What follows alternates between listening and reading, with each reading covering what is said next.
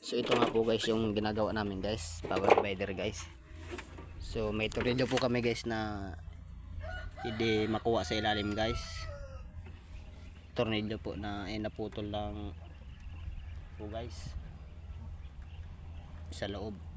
Yun sa kanya guys, parinitary niya guys. Diyan po sa mga butas na yun guys. So hindi nga guys makita guys.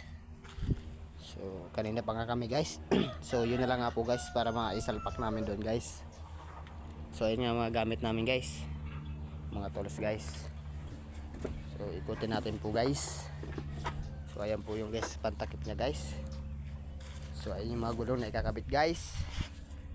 Tapos yung propeller niya guys, mga gulong niya guys, inapat na yun guys.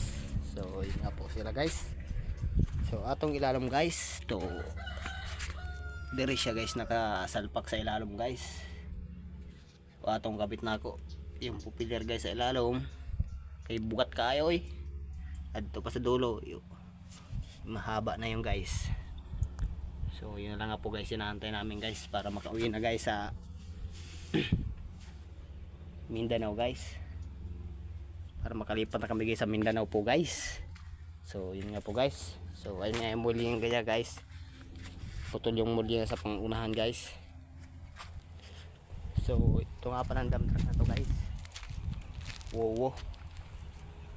So shout out po dyan guys. So nandito pa po pala kami guys sa atong Sambales guys, Candelaria guys. So magandang hapon po guys sa lahat na makapanood dito guys. Welcome sa my vlog guys.